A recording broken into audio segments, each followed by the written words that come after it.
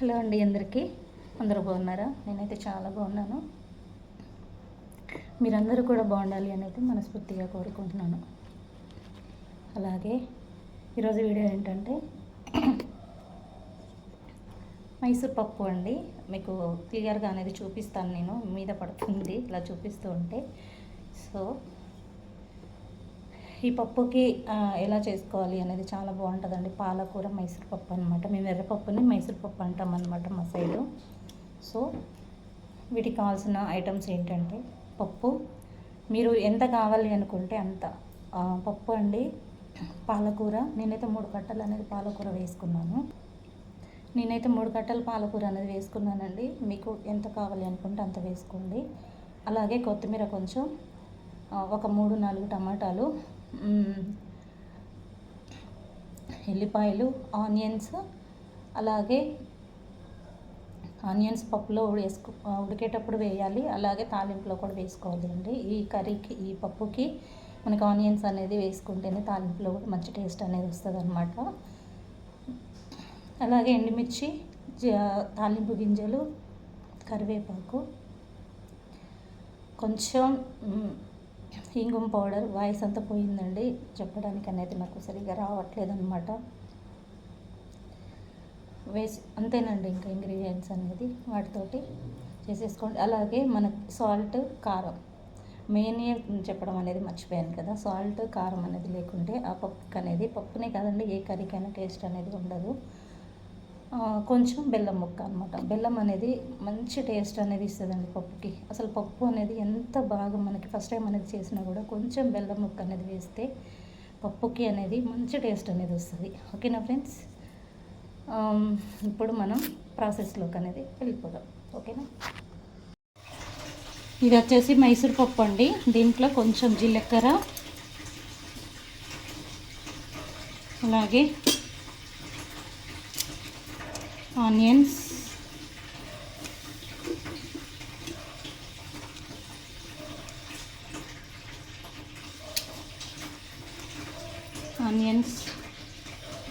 ఎల్లిపాయలు. మీ అందరికీ తెలుసు కదా, నేను ఎల్లిపాయలు అనేది కంపల్సరీ వేస్తానండి పప్పు ఉడికేటప్పుడు. ఎల్లిపాయలు వేసేసి కుక్కర్ అనేది పెట్టట్లేదండి, వాటర్ అనేది అది నార్మల్గానే గిన్నెలో అనేది ఉడికిస్తున్నాను పప్పు. ఇది ఉడికిన తర్వాత మనం దీంట్లో పాలకూర అనేది వేసేసుకుందాం. సగం ఉడికిన తర్వాత పాలకూర అనేది యాడ్ చేస్తానండి దీంట్లో. చూడండి, ఓకేనండి? పప్పు చూసారు కదండి, మైసూర్ పప్పు ఎలా ఉడికిపోయిందో కనిపిస్తుందా?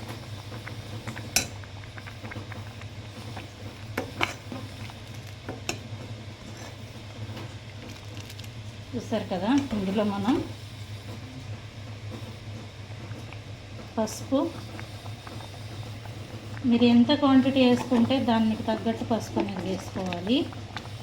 దాని తర్వాత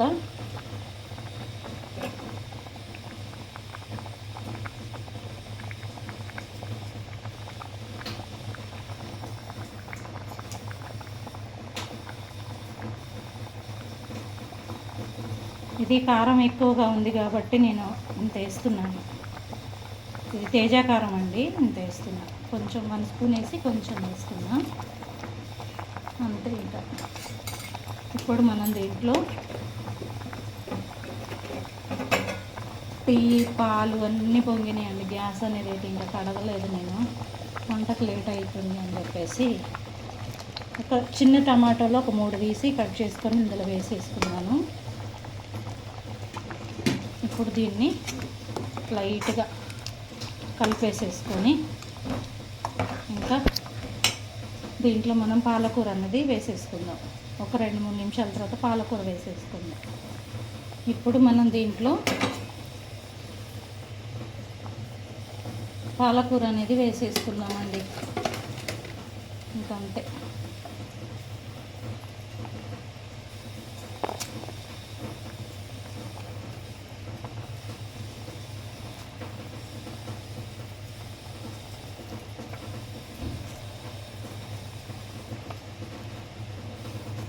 వేసేసుకొని దీన్ని అనేది కలిపేసుకుందాం.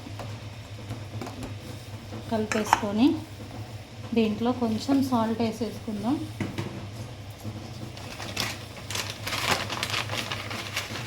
నేనైతే రాళ్ళ ఉప్పు అనేది వేస్తున్నానండి, పింక్ సాల్ట్.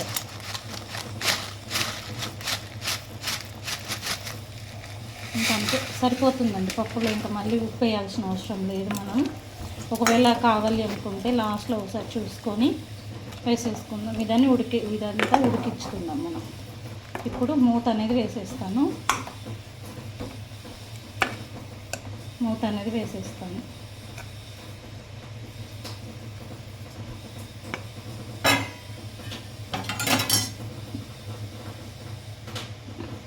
చూస్తున్నారు కదండి, సాల్ట్ అనేది వేసుకున్నాక కలిపేసుకున్నాను. ఇప్పుడు మనం హైలో కొంచెం మీడియం ఫ్లేమ్లో పెట్టేసి మూత అనేది పెట్టేసుకుందాం.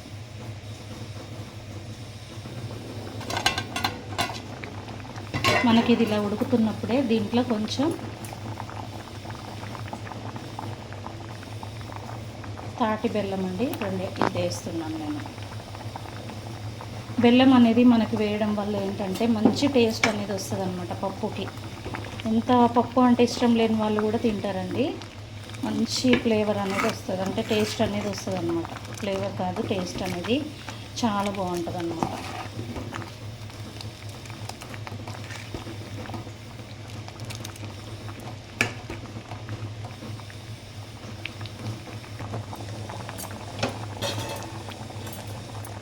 పప్పు చూసారు కదండి ఎంత బాగా అనేది ఉడుకుతుందో, మంచి కలర్ అనేది వస్తుంది. ఓకేనా, మనకి ఇలా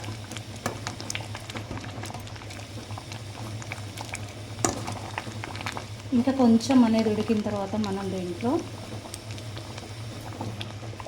తాలింపు అనేది వేసేసుకుందాం. చింతపండు అనేది యాడ్ చేయట్లేదండి నేను, వేసేసుకుందాం. ఓకేనా ఫ్రెండ్స్, దీని మీద మనం తాలింపు కోసం కళాయి అనేది సపరేట్ పెట్టుకున్నామండి. ఇది మొత్తం వాటర్ అనేది ఇంటిపోయిన తర్వాత ఆయిల్ అనేది వేసేసుకుందాం. అయితే ఈలోపు తాలింపుకి మనకి ఒక ఆనియన్ అనేది ఇంత సైజ్ తోటి ఉండే ఆనియన్ అనేది ఒకటి తీసుకొని కట్ చేసుకున్నాను పొడవుగా. అలాగే కరివేపాకు, ఎల్లిపాయలు, తాలింపు గింజలు ఉంటే సరిపోతుందండి. ఇంకా అంతే. ఇంకా ఇంగుమ అనేది కూడా వేస్తానండి నేను, ఇంగుమ పౌడర్ అనేది కూడా వేస్తాను తాలింపులో అనేది. ఓకేనా ఫ్రెండ్స్, చూడండి ఇప్పుడు ఆయిల్ అనేది మొత్తం అది అనేది హీట్ అయిపోయింది కదా. ఇప్పుడు దీంట్లో ఆయిల్ అనేది వేసేసుకుందాం. ఈ పొయ్యి మీద ఇది అనేది చూడండి ఎంత బాగా అనేది మనకి మసులుతూ ఉందో. పప్పు అనేది పాలకూర పప్పు అండి, మైసూర్ పప్పు, చాలా బాగుంటుంది టేస్ట్ అనేది. ఎండుమిర్చి అనేది చెప్పడం మర్చిపోయాను, ఎండుమిర్చి అనేది వేసేసుకుందాం. దాని తర్వాత బాగా హీట్ అయింది ఇది అనేది.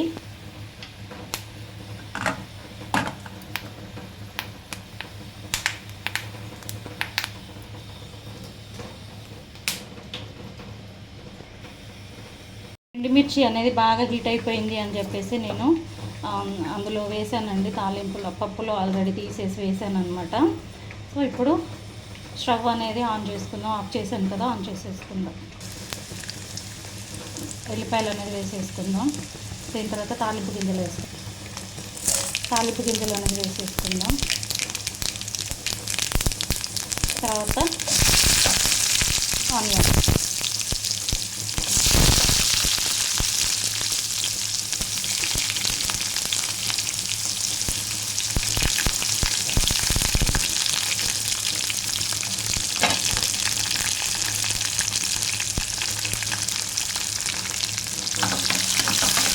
మొత్తం శుభ్రంగా కలిపేసుకుందాం.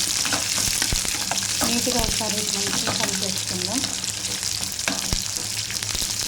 దీంట్లో కరివేపాకు అనేది ఎండిపోయిందండి. నేను మొన్న వెజిటేబుల్స్ చేయడానికి వెళ్ళాను, కాకపోతే అక్కడ కరివేపాకు అనేది లేదు, ఎండిందే వేసేసుకున్నాను అనమాట. ఎందుకంటే కరివేపాకు అనేది అస్సలు మనం వేయకుండా పప్పు టేస్ట్ అనేది రాదు కదా. సో అందుకని ఇంకా ఎండిందే పర్లేదు అని చెప్పేసి వేసేసుకున్నాను అనమాట. ఇప్పుడు మనం ఇంగుమ పౌడర్ అనేది వేసేసుకుందాం. ఇంగుమ పౌడర్ అనేది వేసేసుకుందాం. నెక్స్ట్ కలిపేద్దాం. పాలకూరతో పాటుగానే నేను కొత్తిమీర అనేది వేసానండి, అది చెప్పడం మర్చిపోయాను నేను. ఇప్పుడు మనకు దీంట్లో ఇంకేం అవసరం లేదు. ఇది కొంచెం మగ్గిన తర్వాత మనం దీన్ని అనేది పప్పులో అనేది వేసేసుకోవడం అంతే. మగ్గాలి. ఓకేనా ఫ్రెండ్స్? తాలింపు అనేది మనకి కొంచెం ఇలా మగ్గితే చాలండి, ఇంకెక్కువ మగ్గాల్సిన అవసరం లేదు.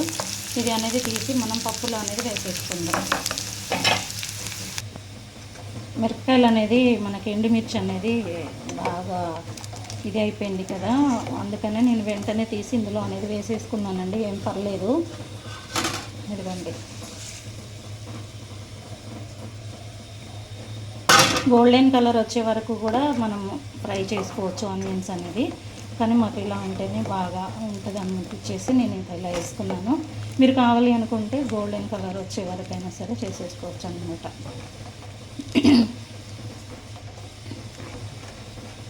చూసారు కదా, మీరు కూడా సేమ్ ఇలాగే చేసుకోండి.